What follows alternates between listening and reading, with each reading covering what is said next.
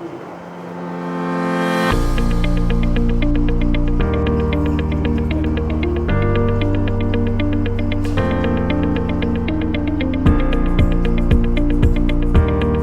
में मैं major BS Raghav 11वीं बटालियन असम राइफल्स आप सभी का हार्दिक स्वागत एवं अभिनंदन करता हूँ।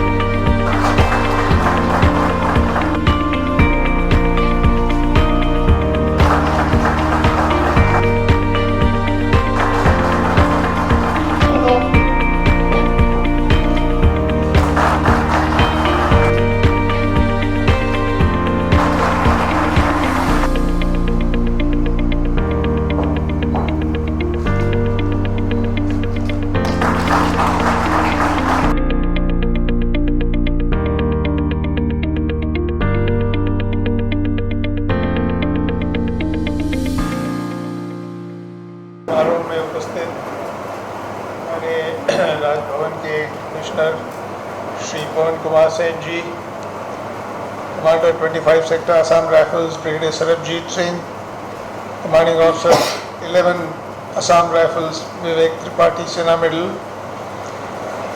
असम राइफल्स के सभी ऑफिसर्स, JCO साहिबान और बहादुर जवान, राजभवन के सभी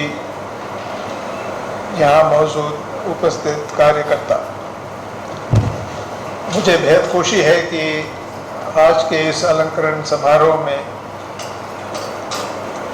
असम राइफल के कई लोगों ने गोल्ड और सिल्वर मेडल प्राप्त किए।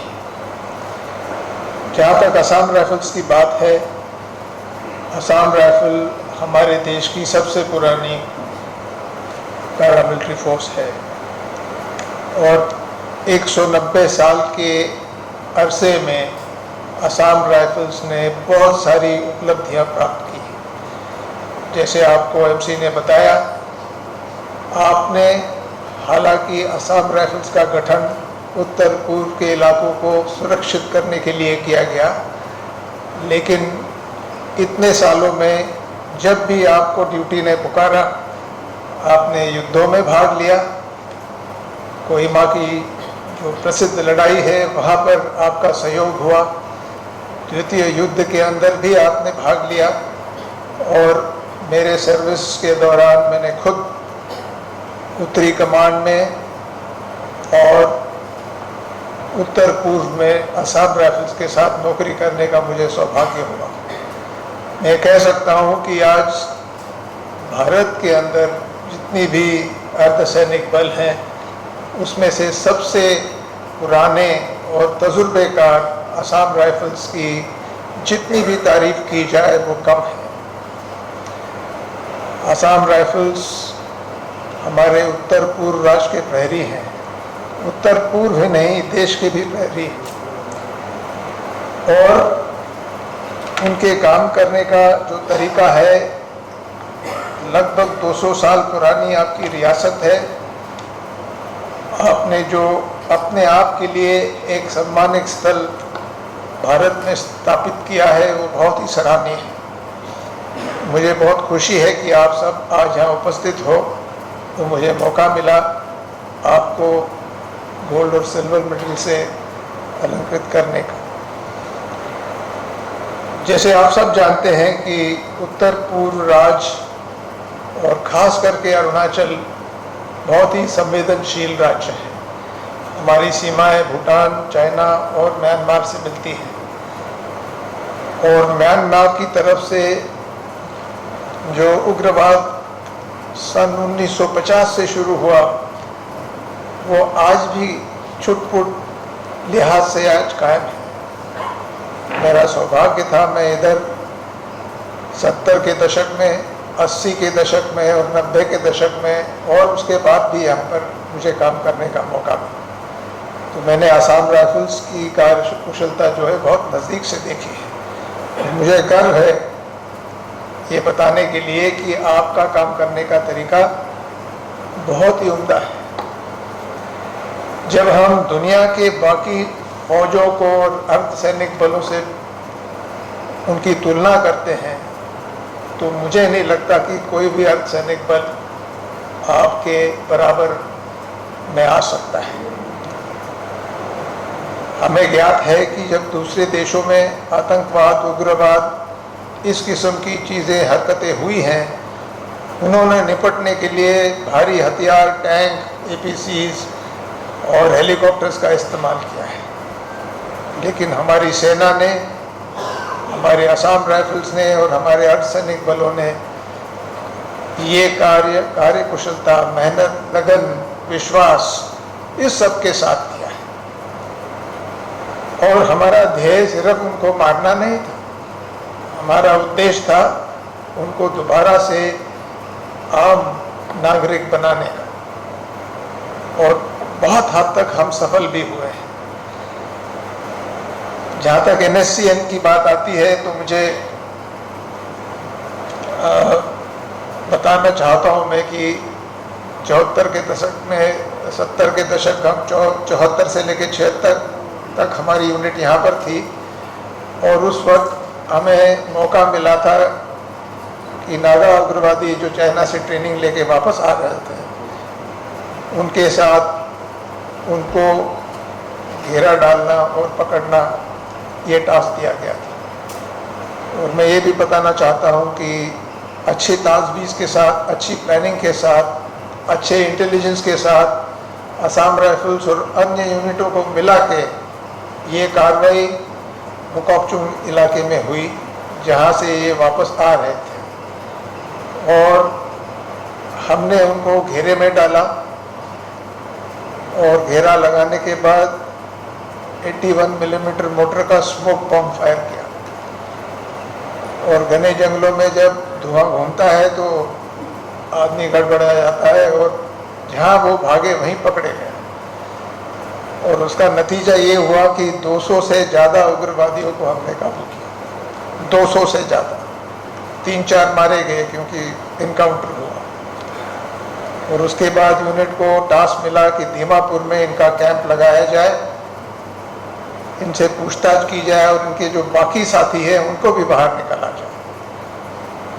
उस वक्त नागा उग्रवादी नागा फेडरल गवर्नमेंट के नाम से जाने जाते थे, NFG। और मणिपुर से, नागालैंड के कोने कोने से, असम से हमने इनके सभी कैडरों को ढूंढ निकाला। और उसका नतीजा हुआ नवंबर 1975 में नागा पीस अकॉर्ड साइन किया गया।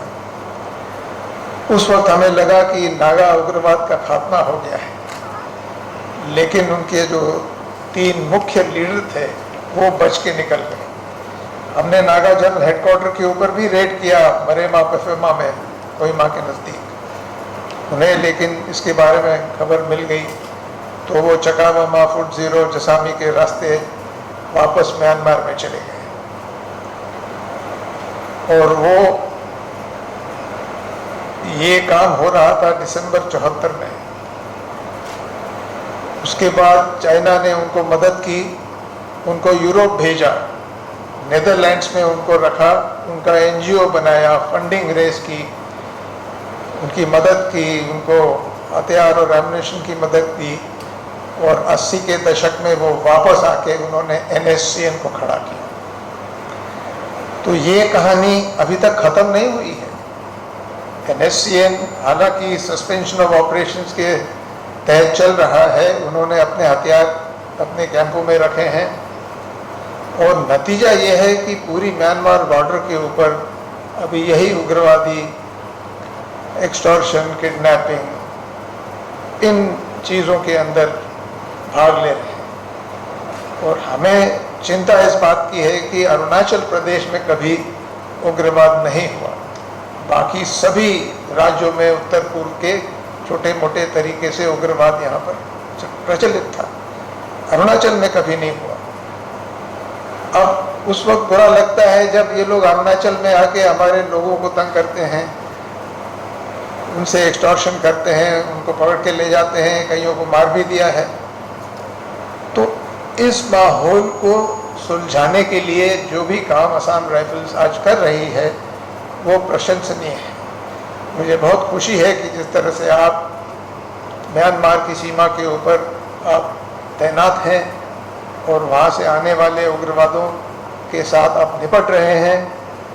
मुझे ये भली भांति पता है कि पिछले कई वर्षों के अंदर आपने कई उग्रवादियों को मार गिराया है, कईयों को पकड़ा है, कईयों को प्रोत्साहित किया है आत्मसमर्पण करने के लिए। तो ये आसान काम नहीं है।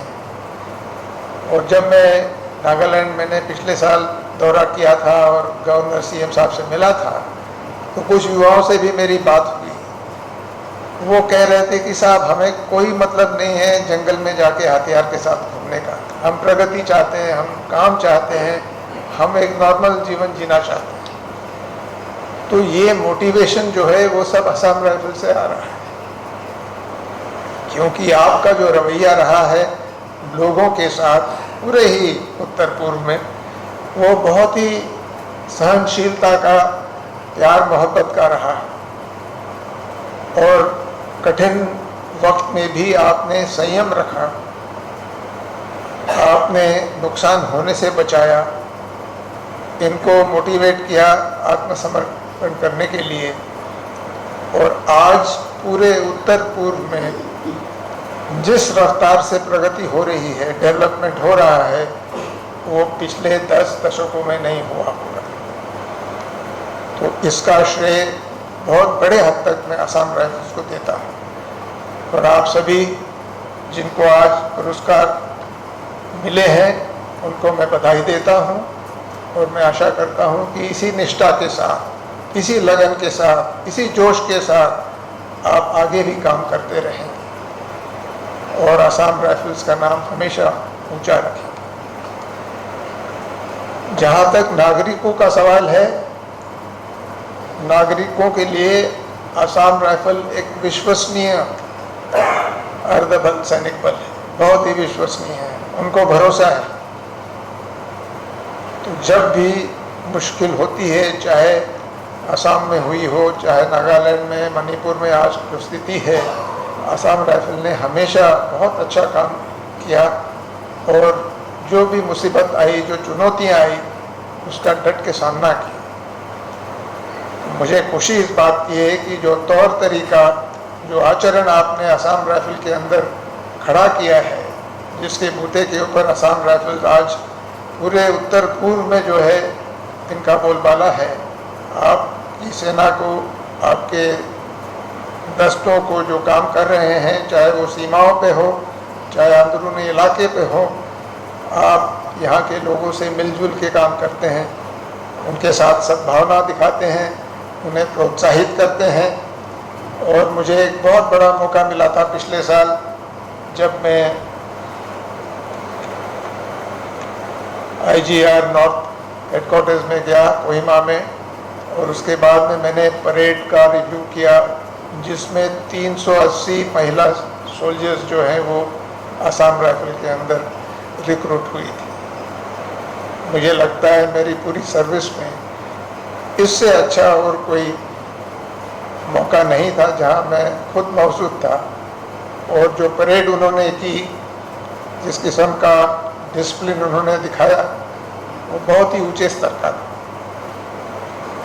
तो हम पूरे हिंदुस्तान में महिलाओं का सशक्तिकरण, उनको हर काम में सम्मिलित करना, फौज में, आर्मी, एयरफोर्स, नेवी, यहाँ तक कि अभी NDA में, OTA में भी महिलाएं आती हैं, वहाँ से कमीशन लेके तीनों सर्विसेज में आती हैं। और सैनिक स्कूल्स के अंदर भी रॉयल कैडेट्स के लिए आजकल ये अवसर जो है खुला हुआ है। तो आसाम राइफल पहले से ही इनके साथ काम कर रहा है, और जहाँ तक मेरा अंदाज़ा है कि ये अच्छा काम कर रहे हैं। एक महिला रिक्रूट आज इनको पदक मिला, और इनके जैसे बाकी भी जो महिला रिक्रूट्स हैं जो भी आसाम राइफल में काम कर रही हैं, मैं यूनिट्स में जाता हूं तो मुझे मौका मिलता है उनसे बातचीत करने का। तो मुझे बहुत खुशी है कि वो उत्साहित हैं, प्रोत्साहित है, उनका मोटिवेशन लेवल हाई है, और हर काम जो उन्हें सौंपा जाता है वो पूरी निष्ठा के साथ करते हैं। मैं अपनी तरफ से, राजभवन की तरफ से, अरुणाचल के सभी लोगों की तरफ से आपको धन्यवाद देता हूं, जो भी आप हमारे राज्य में काम कर रहे हैं। और सुरक्षा, सेवा और निष्ठा, इन तीनों इलाकों में आपने जो भी काम किया है वो बहुत ही सराहनीय है, और उसके लिए मैं आपका धन्यवाद करता हूं। असम राइफल्स के सभी रैंक्स को का अभिनंदन करता हूं, और आपको शुभकामनाएं देता हूं कि आने वाले वक्त में भी आप इसी तरह से अपना सिर ऊंचा रख के काम करेंगे। और सबसे अच्छी बात यह है कि आमतौर पे जहाँ पर सेनाएं अच्छा काम करती हैं और ढोल नगाड़े पीट के सबको बताती है, लेकिन आसाम राइफल ऐसा नहीं करती है। आपने काम किया, अच्छा काम किया, आप दूसरे काम में जुट जाते हैं। तो ये एक बहुत ही नेक तरीका है, और जो लोग आपके साथ जुड़े हैं वो ये जानते हैं कि आपकी क्षमता क्या है। और आज भारत की पहचान पूरी दुनिया में इसीलिए हो रही है कि हम अपना काम करना जानते हैं, हम अपने सीमाओं की रक्षा करना जानते हैं, हमारे देश का जो हित है हम उसको ध्यान में रख के काम कर रहे हैं। और अगर हमें उग्रवादियों के साथ निपटना भी पड़ता है तो ये बात हम नहीं भूलते कि वो भी हमारे ही लोग हैं, और उनके साथ किस तरह से बर्ताव होना चाहिए इसके बारे में आज पूरी दुनिया हमारा लोहा मानती है। तो आज सभी ऑफिसर जेसीओज और जवानों को मेडल्स जिनको मिले हैं उनको मेरी हार्दिक बधाई। आपको और आपके परिवारजनों को बहुत बहुत शुभकामनाएं। आने वाले दीपावली पर्व की भी आपको शुभकामनाएं, और मुझे यकीन है कि आप अच्छा काम करते रहेंगे, अपना नाम, अपनी बटालियन का नाम, अपनी आसाम राइफल्स का नाम हमेशा ऊंचा रखेंगे। Well done. और आने वाले वक्त में मुझे और भी मौके मिलने चाहिए गोल्ड और सिल्वर मेडल देने के लिए। बहुत बहुत धन्यवाद। जय Hind. It's an absolute honor and privilege for me today to stand here and share the platform with such an eminent personality as our Honorable Governor. I stand here today to express my heartfelt gratitude to the Honorable Governor for not only sparing his valuable time but also making this occasion so special by his gracious presence and creating a memory which will remain etched in our hearts and minds for the rest of our lifetime. It's always a great privilege whenever we get our Honorable Governor in our midst, in our functions. Also, I would like to thank the respected staff of Raj Bhavan for organizing and always being forthcoming and always working shoulder to shoulder with us in organizing such events which create a special bond between Assam Rifles and of course this important institution of the state. मैं अपने बहादुर जवानों को भी बधाई देना चाहता हूँ। ये सफलता, ये अवार्ड आपकी मेहनत, आपकी कर्तव्य निष्ठा और आपकी कार्यशीलता का प्रतीक है। मैं इस मौके को इसलिए भी यूज़ करना चाहता हूँ, ये बताना चाहता हूँ और विश्वास दिलाना चाहता हूँ ऑनरेबल गवर्नर को और अरुणाचल के सभी नागरिकों को कि असम राइफल्स पूरी मेहनत और पूरी शिद्दत से देश की सेवा करती रहेगी। हम ऐसा कोई मौका अपने सीनियर्स को, ऑनरेबल गवर्नर को या किसी भी अरुणाचल के वासी को नहीं देंगे जिससे उन्हें लगे कि सिक्योरिटी फोर्सेस उनके साथ कंधा से कंधा मिलाकर इस देश को आगे ले जाने में कार्यरत नहीं है।